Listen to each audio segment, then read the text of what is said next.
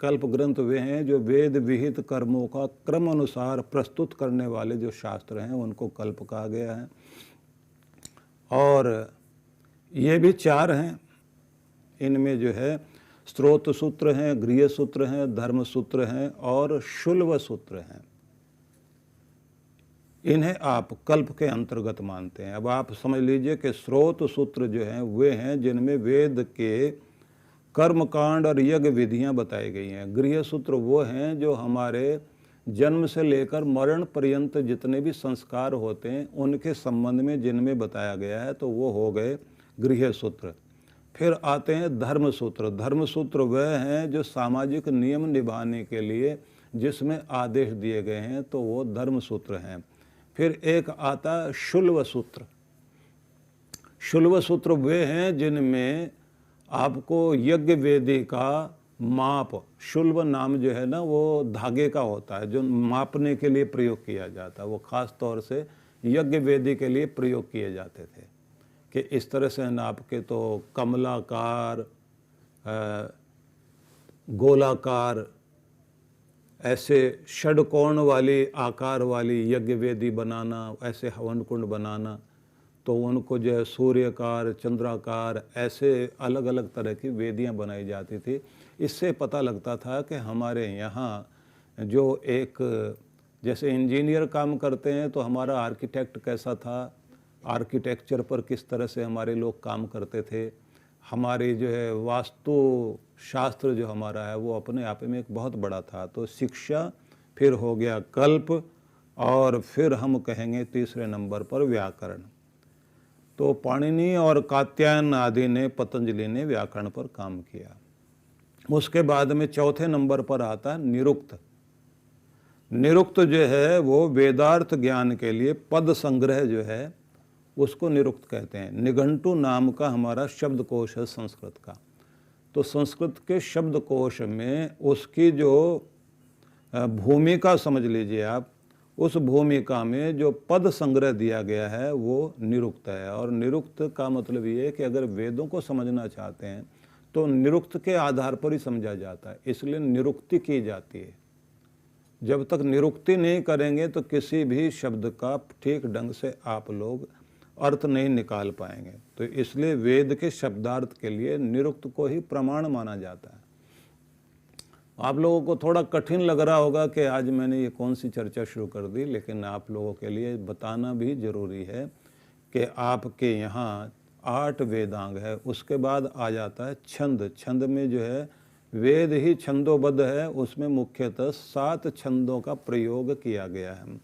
इसमें आप लोग गायत्री, उष्णीक, अनुष्टुभ, बृहति और जगती छंद, बच्चे बहुत अच्छे से जगती छंद गाते हैं तो गाने में सुंदर लगता है, अच्छा लगता है।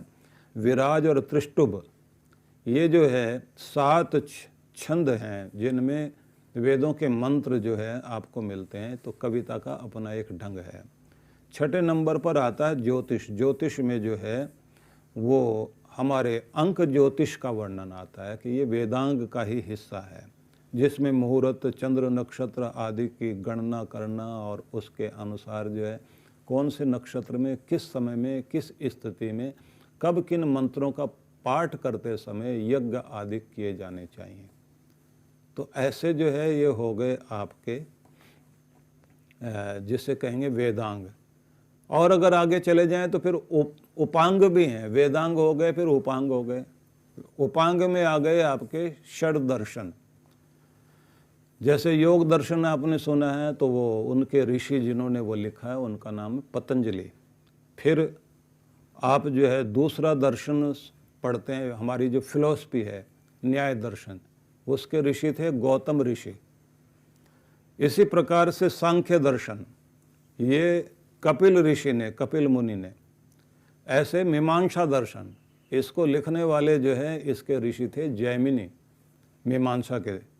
फिर वैशेषिक दर्शन, इसको पर पूरा जीवन लगाने वाले महर्षि कणाद।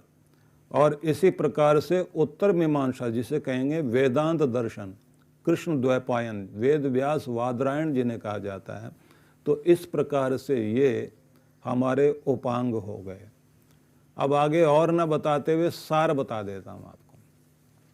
सार ये हो गया कि आपके वेद चार, चार उपवेद, चार ब्राह्मण ग्रंथ, 8 वेदांग हो गए, 8 इसके 6 उपांग हो गए, मतलब जिसको षड दर्शन कहते हैं।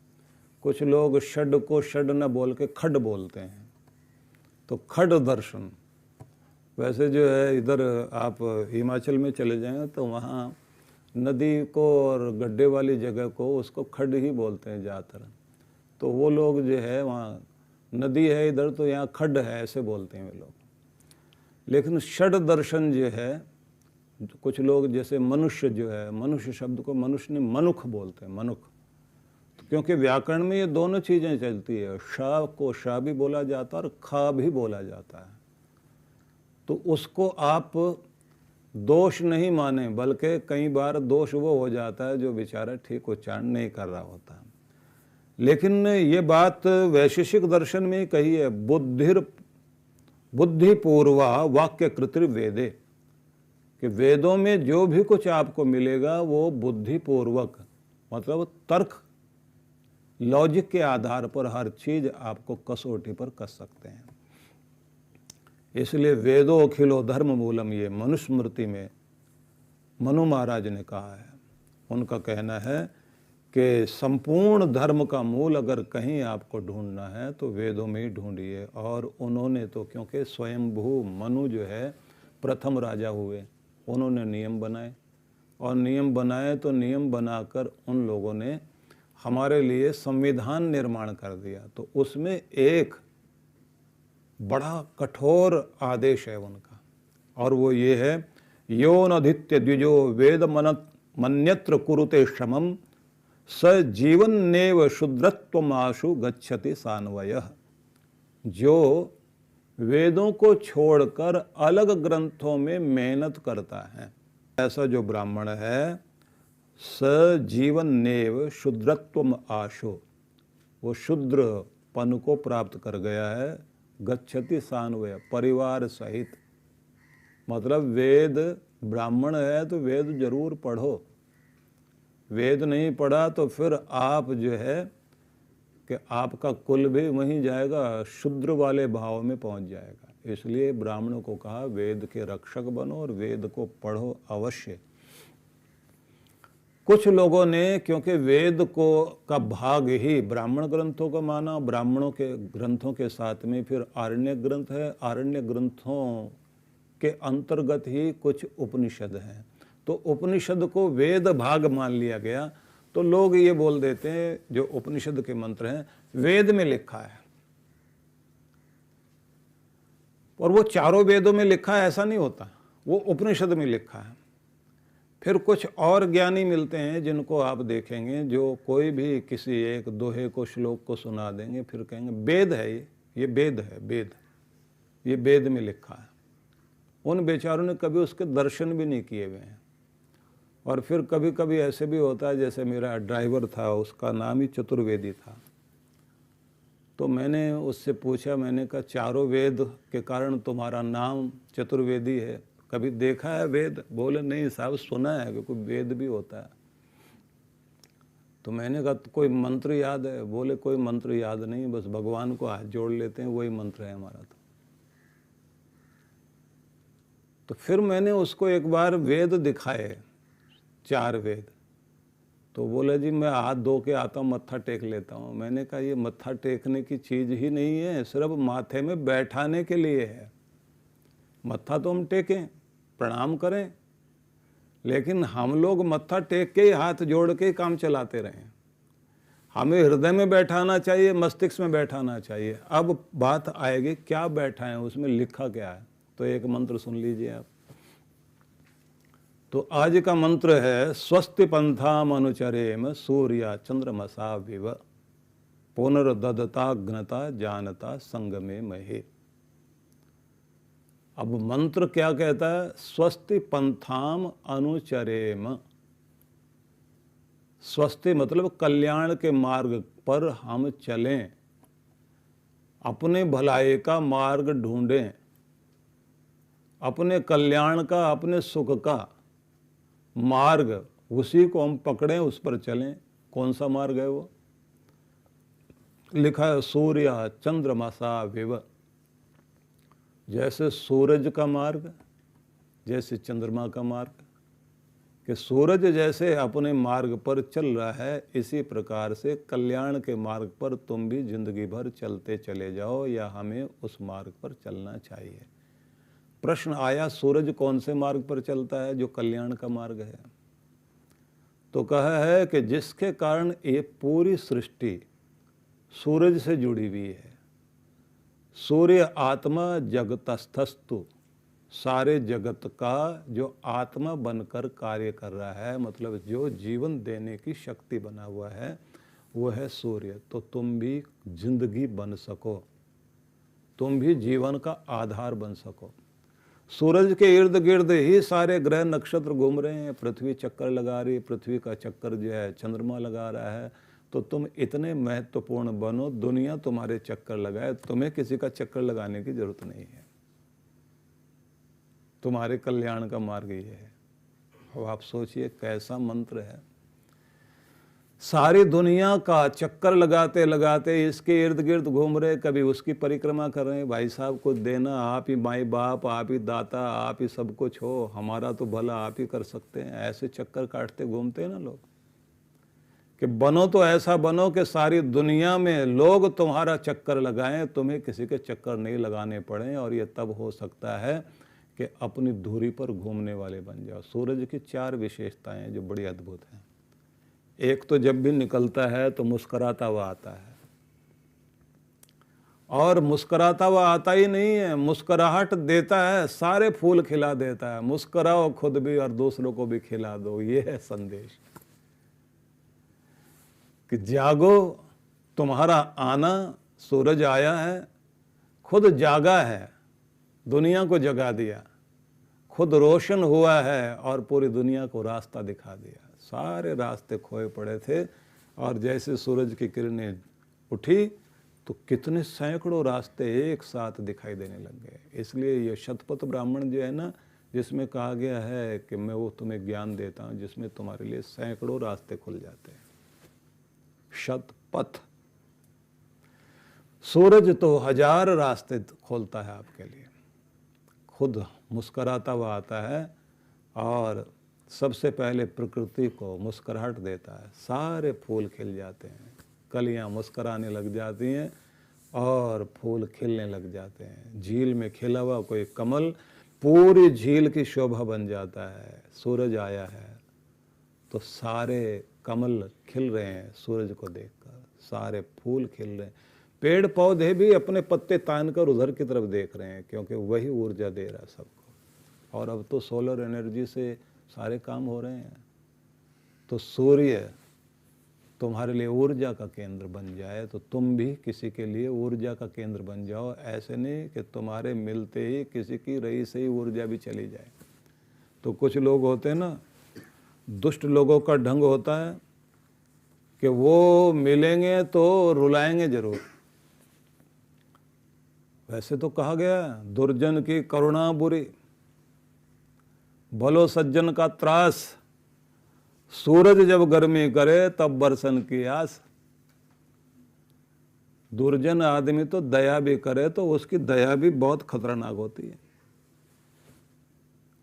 वो दया भी करेगा तो उस दया का भी मतलब ये होगा कि उससे भी, दया शब्द को उलटिए, याद करोगे जिंदगी भर उसने दया की थी हमारे ऊपर। तो बहुत लोग होते हैं ना जो कहते हैं हम तो सेवा के लिए बने हुए हैं। नेता वेता लोग, ज़्यादातर लोग हाथ जोड़ते हैं, महाराज बस सेवा ही ना करना, आपकी सेवा नहीं चाहिए हमको। अब वो कहते करके छोड़ूंगा। वो सेवा करने के लिए आपके आते हैं और ऐसे सेवा करते हैं, आप जिंदगी भर याद करते हैं। एक सज्जन थे हमारे पास में, वो काम बिगाड़ने के बाद, किसी का भी काम बिगाड़े और उसके बाद पास में जाके बोलते थे और कोई सेवा। तो लोग उनकी सेवा से बहुत परेशान रहते थे। दुर्जन की करुणा बुरी, भला सज्जन का त्रास। और सज्जन तो अगर दुख भी देगा तो उसका दुख भी दुख नहीं है, उसके दुख देने में भी आपका सदा का कल्याण ही हो जाएगा। कहते हैं सूरज कभी जब थोड़ी थोड़ी गर्मी कर देता है ना, तो वो गर्मी गर्मी नहीं है, तब बरसन की आस। तभी तो वर्षा आती है। अगर जून में तपेगा नहीं सूरज तो समुद्र से वाष्प ऊपर जाएगी नहीं, ऊपर जाएगी नहीं तो फिर बादल बरसेंगे नहीं, नदियां बहेंगी नहीं और धरती हरी भरी नहीं होगी। इसलिए किसी सज्जन का, गुरु का, ज्ञानी जनों का, माता पिता का गर्मी खाना भी आपके हित में ही है। तो इसलिए सूर्य तो आपके लिए कल्याण ही करता है। तो उसको कहा कि स्वस्ति पंथाम अनुचरेम, कल्याण के मार्ग पर चलो, सूरज को देखो। गुरु पूर्णिमा महोत्सव लखनऊ उत्तर प्रदेश। कार्यक्रम की रूपरेखा दिनांक 21 जून 2025 सायं 5 से 7 बजे सत्संग, गुरुपाद पूजन एवं गुरुदर्शन। सत्संग स्थल रविंद्रालय चारबाग लखनऊ। संपर्क सूत्र आयोजक विश्व जागृति मिशन लखनऊ मंडल। आप सपरिवार सादर आमंत्रित हैं। गुरु पूर्णिमा महोत्सव कानपुर उत्तर प्रदेश दिनांक 22 जून 2025। कार्यक्रम की रूपरेखा 22 जून सायं 4:30 से 7 बजे सत्संग, गुरुपाद पूजन एवं गुरुदर्शन। गुरु दीक्षा प्रातः 10 बजे। सत्संग स्थल सिद्धिधाम आश्रम, बैकुंठपुर, बिठूर, कानपुर उत्तर प्रदेश। आयोजक विश्व जागृति मिशन कानपुर मंडल। संपर्क सूत्र आप सपरिवार सादर आमंत्रित हैं। गुरु बिन ज्ञान न होत है, गुरु बिन दिशा अजान, गुरु बिन इंद्रिय ना सधे, गुरु बिन बढ़े न शान। गुरु में समाहित दिव्य और दैवीय शक्तियों के दर्शन, पूजन, ज्ञान, ध्यान से स्वयं को धन्य करें। परम पूज्य सद्गुरुदेव श्री सुधांशु जी महाराज एवं डॉक्टर रचिका दीदी जी के पावन सानिध्य में गुरु पूर्णिमा महोत्सव दिनांक 7 से 10 जुलाई 2025। विशेष कार्यक्रम गुरु मंत्र सिद्धि साधना, दिव्य शक्तिपात क्रिया, गुरु मंत्र दीक्षा, भक्ति सत्संग, गुरु दर्शन। गुरु पूर्णिमा महोत्सव 10 जुलाई 2025। स्थान शक्ति टेंट द गोल्डन डिकॉर, नजदीकी जापानी पार्क, सेक्टर 12, रोहिणी, दिल्ली। आयोजक विश्व जागृति मिशन दिल्ली। संपर्क सूत्र ऑनलाइन व ऑफलाइन गुरु मंत्र सिद्धि साधना के लिए संपर्क करें। आप सपरिवार सादर आमंत्रित हैं।